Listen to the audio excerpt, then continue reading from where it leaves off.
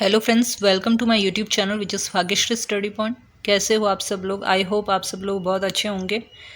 तो आज मैं आपके लिए लेके आई हूँ सामान्य विज्ञान के टॉप 50 क्वेश्चंस, जिसमें फिज़िक्स, केमिस्ट्री और बायो सबके प्रश्नों को ही इंक्लूड किया गया है। तो चलिए फ्रेंड्स, स्टार्ट करेंगे वीडियो को। और जिस किसी ने भी अभी तक चैनल को सब्सक्राइब नहीं किया, चैनल को सब्सक्राइब करके बेल आइकन को प्रेस जरूर कर दें, ताकि आपको आगे आने वाले हर वीडियोज़ का नोटिफिकेशन मिल सके। तो चलिए फ्रेंड्स, स्टार्ट करते हैं। क्वेश्चन नंबर फर्स्ट है, बेकिंग सोडे का रासायनिक नाम है। ऑप्शंस हैं A sodium bicarbonate, B sodium hydroxide, C sodium chloride या D sodium sulphate. Right answer हो जाएगा ऑप्शन ए सोडियम बाइकार्बोनेट, जिसका रासायनिक सूत्र होता है NaHCO3, जिसे हम खाने का सोडा भी कहते हैं। ऑप्शन बी जो है वो सोडियम हाइड्रोक्साइड है, जिसका रासायनिक सूत्र होता है NaOH, जिसे कास्टिक सोडा कहा जाता है। ऑप्शन सी है सोडियम क्लोराइड NaCl, जो कि नमक का होता है, नमक का रासायनिक सूत्र है NaCl। और डी है सोडियम सल्फेट, जो होता है NO2SO3। क्वेश्चन नंबर 2 है, दूध का घनत्व किसके द्वारा मापा जा सकता है। ऑप्शन है ए ब्यूटीरोमीटर, बी थर्मामीटर, सी हाइड्रोमीटर या डी लैक्टोमीटर। तो दूध का घनत्व जो होता है ऑप्शन डी हो जाएगा, लैक्टोमीटर के द्वारा मापा जाता है। और इसमें ऑप्शन ए जो है वो क्या है, ब्यूटीरोमीटर। ब्यूटीरोमीटर के द्वारा दूध में जो वसा होती है उसकी मात्रा को मापने के लिए ब्यूटीरोमीटर का यूज़ किया जाता है। थर्मामीटर आपको पता ही होगा, तापमान को मापने के लिए थर्मामीटर का यूज़ किया जाता है। सी है हाइड्रोमीटर। हाइड्रोमीटर होता है किसी भी लिक्विड की आर्द्रता को मापने के लिए थर्मामीटर का यूज़ किया जाता है। क्वेश्चन नंबर 3 है, एक वयस्क पुरुष में आरबीसी की संख्या कितनी होती है। ऑप्शन से ई 4.6 मिलियन, बी 4 मिलियन, सी 6.5 मिलियन या डी 5 मिलियन। राइट आंसर हो जाएगा इसमें ऑप्शन डी हो जाएगा 5 मिलियन। वयस्क पुरुष में आरबीसी की संख्या, आरबीसी होता है रेड ब्लड सेल्स होती है। आरबीसी क्या हो जाएगा, रेड ब्लड सेल्स होती है, लाल रक्त कणिकाओं की संख्या, जो कि होती है पुरुषों में 5 मिलियन और महिलाओं में ये संख्या जो होता है वो कितनी होती है, 4.6 से 5.1 मिलियन के बीच में। क्वेश्चन नंबर 4 है, निम्नलिखित में से किस धातु में सबसे अधिक ऊष्मा चालकता होती है। ऑप्शन से ए एल्यूमिनियम, बी तांबा, सी लोहा या डी चांदी। तो सबसे अधिक ऊष्मा चालकता जो होता है वो किस में होती है, ऑप्शन डी हो जाएगा चांदी में। और सबसे ताप का विद्युत सूचालक जो होता है वो कौन होता है, वो हो जाएगा तांबा। क्वेश्चन नंबर 5 है, निम्न में से मानव शरीर का वह कौन सा अंग है जो जल के संतुलन के लिए उत्तरदायी है। ऑप्शन से ए गुर्दे, बी यकृत, सी फेफड़े या डी हृदय। राइट आंसर हो जाएगा ऑप्शन ए है गुर्दे। क्वेश्चन नंबर 6 है, निम्नलिखित में से कौन एन्सेफेलाइटिस का कारण बन सकता है। ऑप्शन है ए बैक्टीरिया, बी वायरस, सी कवक। नीचे दिए गए कूटों में से सही विकल्प का चयन करना है। ऑप्शन ए है केवल 1 और 2, बी है केवल 2 और 3, सी है केवल 1 और 3 या डी है 1, 2 और 3 में से सभी। राइट आंसर हो जाएगा ऑप्शन डी 1, 2 और 3, ये सभी हो जाएंगे बैक्टीरिया, वायरस और कवक के कारण। अब एन्सेफेलाइटिस ये क्या होता है, मस्तिष्क में किसी भी प्रकार की कोई सूजन हो जाता है, उससे ये रोग उत्पन्न हो जाता है, जिसे हम कहते हैं एन्सेफेलाइटिस, जो कि बैक्टीरिया, वायरस और कवक, इन तीनों में से किसी के भी कारण हो सकता है। ऑप्शन 7, क्वेश्चन नंबर 7 है, सॉरी, शहद का प्रमुख घटक है। ऑप्शन से A fructose, B sucrose, C glucose या डी माल्टोज। तो शहद का प्रमुख घटक हो जाएगा, right answer is option E है फ्रक्टोज। अब फ्रक्टोज क्या होता है, फलों में जो शर्करा पाई जाती है उसे हम क्या कहते हैं, फ्रक्टोज। फ्रक्टोज जो होता है वो मोनोसैकेराइड है, मोनोसैकेराइड है। और इसका जो होता है वो सूत्र हो जाएगा C6H12O6, ये अणु सूत्र इसका हो जाएगा। और बी जो है वो सुक्रोज जो है, सुक्रोज जो होता है वो डाइसैकेराइड होती है,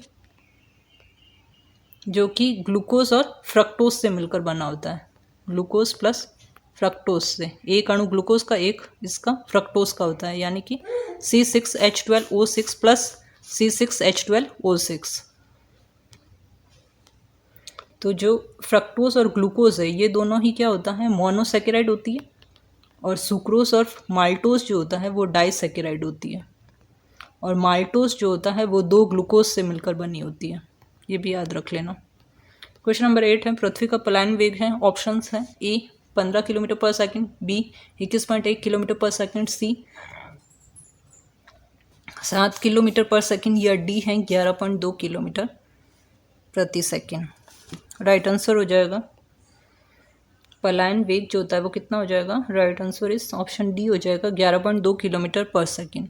अब पृथ्वी का पलायन वेग, अब पलायन वेग क्या होता है, वह न्यूनतम वेग जिससे पृथ्वी पर से जैसे किसी भी पिंड को अगर हम ऊंचाई पर फेंकें तो वो पृथ्वी का जो गुरुत्वीय क्षेत्र होता है उसको पार करके आगे चली जाती है, तो इससे हम क्या कहते हैं, पृथ्वी का पलायन वेग। क्वेश्चन नंबर 9 है, एक उपग्रह किसके कारण पृथ्वी के चारों ओर अपनी कक्षा में घूमता रहता है। ऑप्शन से गुरुत्वाकर्षण बल के कारण, बी उपरोक्त में से कोई नहीं, सी केंद्रापसारक बल के कारण या डी केंद्रीय बल के कारण।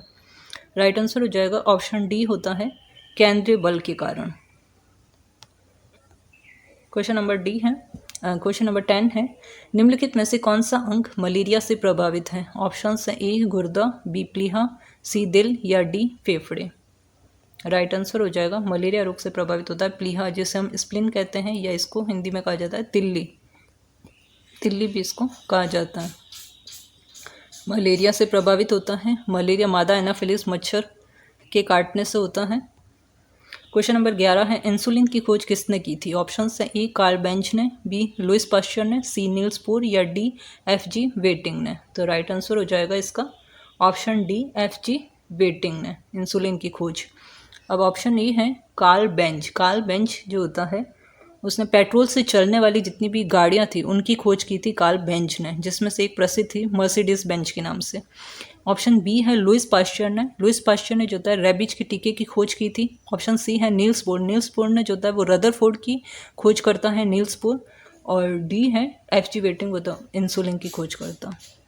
क्वेश्चन नंबर 12 है, वर्षा की बूंद गोलाकार होती है। ऑप्शन से ए ऊपर से गिरने के कारण, बी सतही तनाव के कारण, सी जल की शांतता के कारण या डी वायु घर्षण के कारण। तो राइट आंसर हो जाएगा इसमें ऑप्शन बी होता है सतही तनाव के कारण, जो सरफेस टेंशन होता है उसके कारण होती है वर्षा की बूंदें गोलाकार होती है। क्वेश्चन नंबर 13 है, वायुमंडल में कार्बन डाइऑक्साइड के परिमाण में वृद्धि के कारण। ऑप्शन से ए ताप में वृद्धि होता है, बी ताप में कमी होता है, सी मौसम के अनुसार परिवर्तन है या डी तापमान में निरंतर कमी होती है। तो राइट आंसर हो जाएगा 13 का ऑप्शन ए होता है ताप में वृद्धि होते हैं।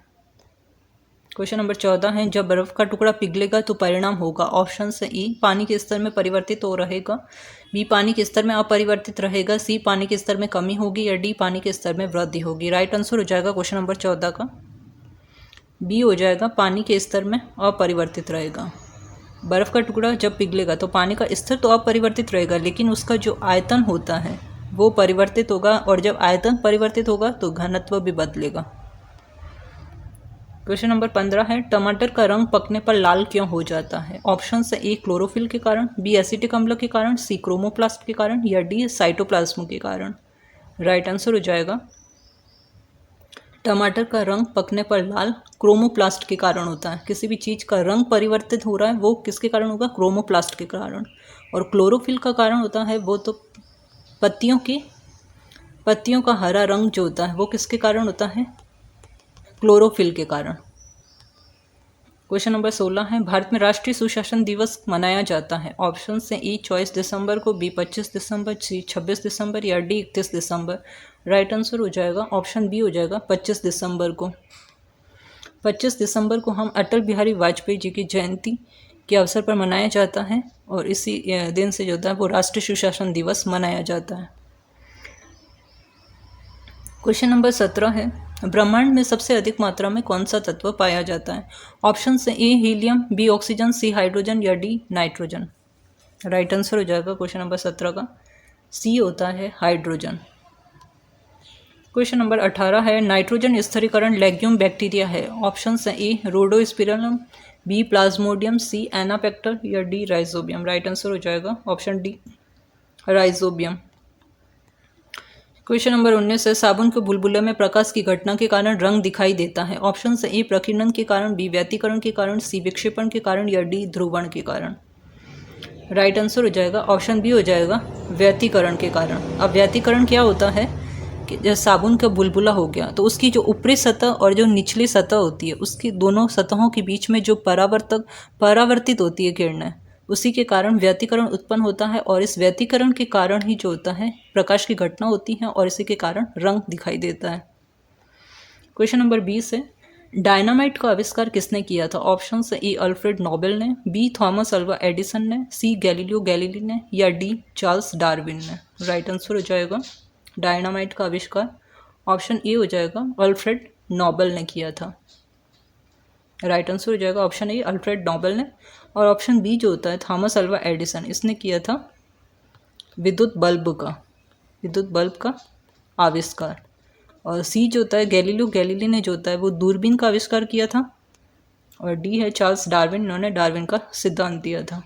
क्वेश्चन नंबर 21 है, कांस्य किसका मिश्र धातु है? ऑप्शन है ए कॉपर और लेड का, बी कॉपर और टिन का, सी कॉपर और सिल्वर का, या डी कॉपर और जिंक का। राइट आंसर हो जाएगा ऑप्शन बी कॉपर और टिन का। क्वेश्चन नंबर 22 है, लिक्विड पेट्रोलियम गैस के मुख्य घटक कौन से हैं? ऑप्शन हैं ए ईथन, प्रोपेन और butene, B methane, carbon monoxide और हाइड्रोजन, सी मीथेन, इथेन और हेक्सेन, या डी मीथेन, पेंटेन और हेक्सेन। राइट आंसर हो जाएगा ऑप्शन ए इथेन, प्रोपेन और ब्यूटेन से मिलकर बनी होती है एलपीजी गैस, जो कि घरों में प्रयुक्त ली जाती है, सिलेंडर में भरी जाती है, liquid petroleum gas. Question number 23 से, गर्मियों के दौरान मिट्टी के बर्तन में रखा पानी किसके कारण ठंडा हो जाता है? ऑप्शन है ए वाष्पीकरण, बी डिफ्यूजन, सी वाष्पोसर्जन, या डी ऑस्मोसिस। राइट आंसर हो जाएगा ऑप्शन ए हो जाता है इसमें वाष्पीकरण के कारण।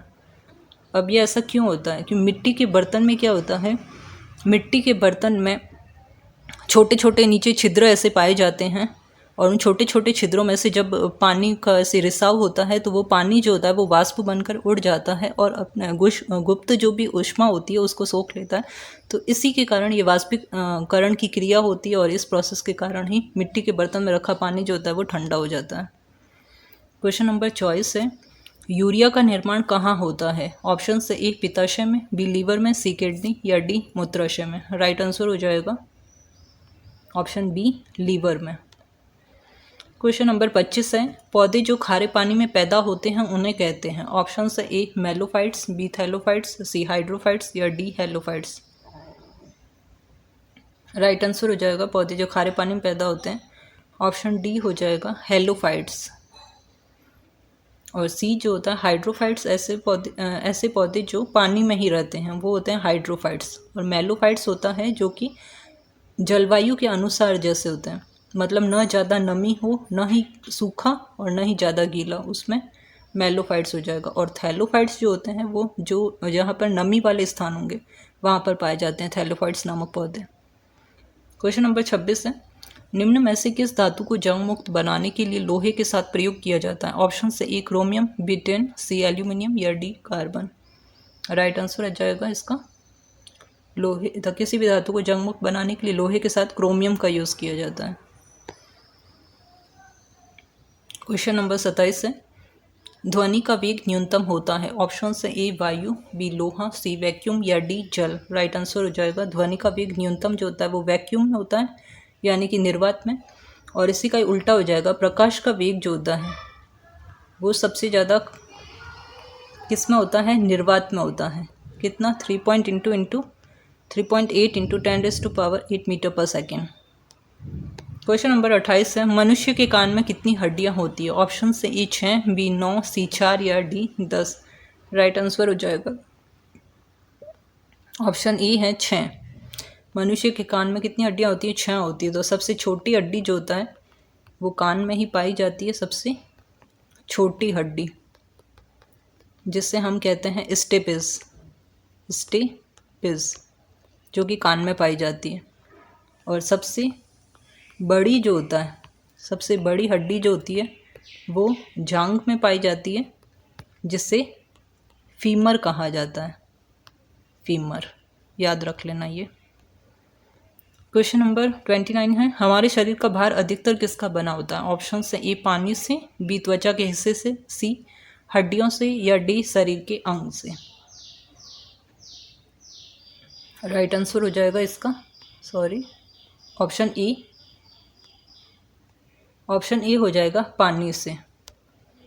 क्वेश्चन नंबर 30 है, कृत्रिम वर्षा के लिए निम्नलिखित में से किस पदार्थ का उपयोग किया जाता है? ऑप्शन से ए सिल्वर आयोडाइड का, बी उपरोक्त सभी, सी सिल्वर ब्रोमाइड या डी अमोनियम नाइट्रेट का। राइट आंसर हो जाएगा कृत्रिम वर्षा के लिए राइट आंसर ऑप्शन ए हो जाएगा, सिल्वर आयोडाइड का यूज़ किया जाता है। और जो ऑप्शन सी है सिल्वर ब्रोमाइड, इसका यूज़ जो होता है वो फोटोग्राफी के लिए किया जाता है, फोटोग्राफी के लिए। क्वेश्चन नंबर 31 है, हड्डियों में फास्फेट किस रूप में पाया जाता है? ऑप्शन हैं ए विटामिन के रूप में, बी कैल्शियम के रूप में, सी प्रोटीन के रूप में या डी ऊर्जा के रूप में। इसमें राइट आंसर हो जाएगा ऑप्शन बी, कैल्शियम के रूप में पाया जाता है। क्वेश्चन नंबर 32 है, रेबीज के टीके की खोज किसने की थी? ऑप्शन है ए हम्फ्री डेवी ने, बी चार्ल्स डार्विन, सी लुइस पास्चर या डी इनमें से कोई नहीं। तो राइट आंसर हो जाएगा रेबीज के टीके की खोज जो होता है वो ऑप्शन सी हो जाएगा, लुइस पास्चर ने की थी।